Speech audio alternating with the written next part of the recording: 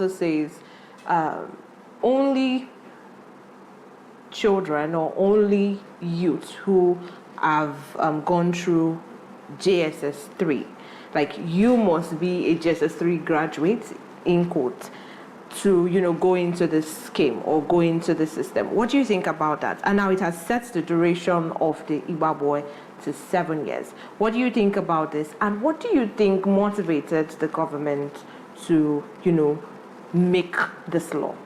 Yes, the issue of qualification is for me, it's a good development, provided that there should be free and compulsory basic education. You understand? Because if education is free and compulsory, free in the sense that a child should have access to quality education, free and then compulsory, that makes him literate. That brings him to a point that he can read and write. That's all he needs to be able to do his bookkeeping, to be able to talk to customers, to be able to respond to the trend, look through his finance and so on, and then even go out there for bidding process and so on. So coming up with the point that the basics should be basic education certificate is good, but we must not just make it that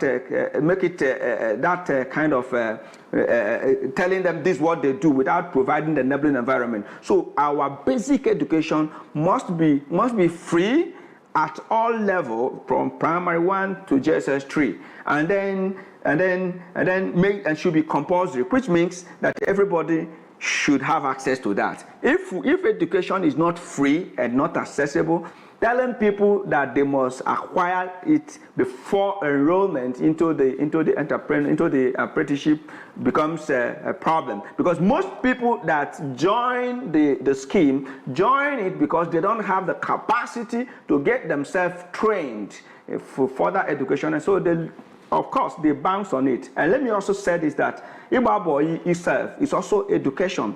It's a training program that people get into. It is not just an alternative. It is a full-fledged education system that one could embark on. Then number 2 question, you were talking of what motivates the governor. I think to pass this law.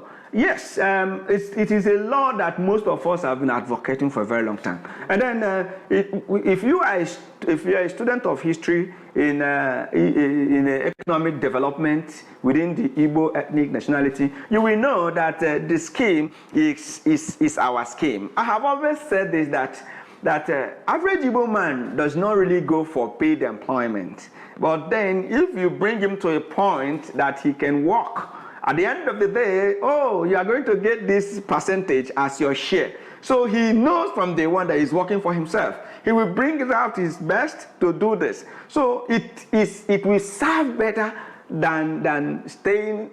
For most of them, you see them, they don't work for a very long time. So, but they prefer this because at the end of the day, the proceed is determined, the sharing formula is determined, and so on. So if he himself being a finance manager, coming from the background of finance, coming from the background of economics, coming from the background of, he knows that this is what to do to create employment, to empower the people, and of course to increase the GDP of our people, and making it sustainable per se. So I think these are some of the things that motivated him to pass this bill, and then I mean to go in for this bill. And I think that's a good development. It is just not just ordinary legislative milestone. It is more of a cultural transformation. It is more of an economic expansion. A system that has come to be, and then giving it that flesh means bringing it back so that we can continue from where it stopped. So it's a good thing for that the government of Anambra State has made. And I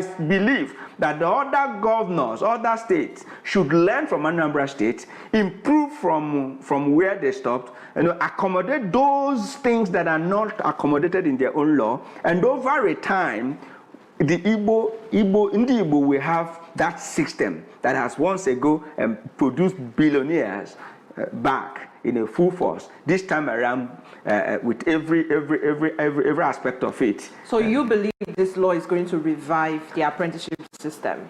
It will. It will revive them. But of course, the problem we have had in this country is not just about the law, but the implementation of the law. But it's a good thing that we have started. It will if a number of things take place. One is the people need to know about this law. The law needs to be, there should be an advocacy, there's supposed to be awareness creation, there's supposed to be a whole lot so that the people will know that this is what this law stands for. And then, like I said before, it is about implementation. It's about the political will to implement this law. And not just to implement this law, but to create other enabling environment that will make it work.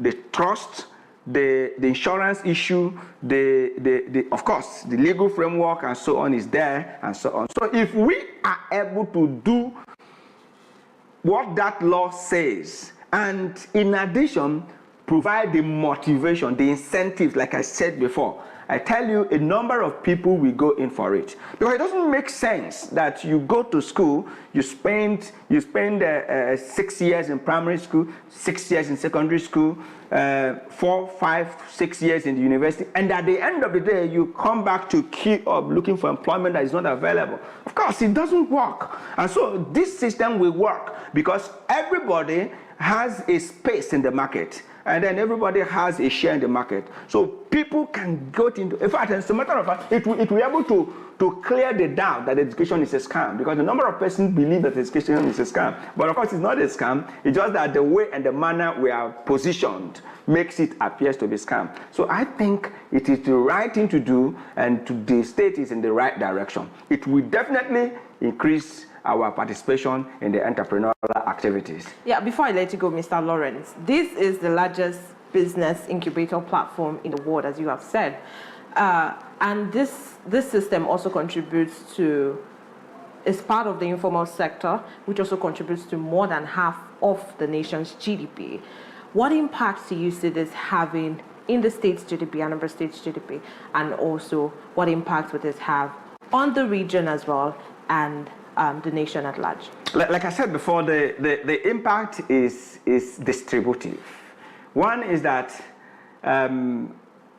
anybody, it will go to create employment, number one. Employment is not when you are paid. Employment, self-employment is also unemployment. So the issues of unemployment will reduce. And then it's going to increase GDP.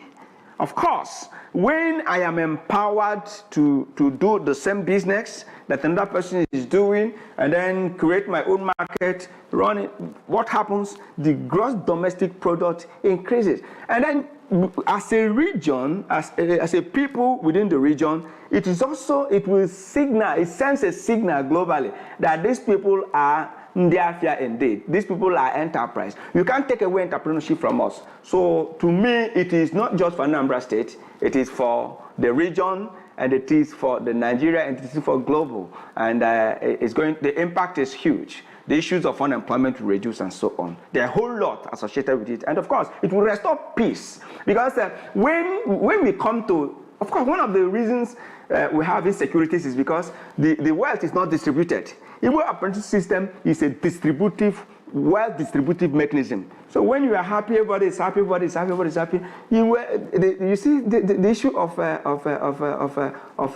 planning for evil, planning evil for one will disappear, because by the end of the day, everybody is happy. But when it is one man, they will plan for you. You can't go to the village, you are built up, you can't sleep on it. But if everybody is happy, those insecurity issues might erode away.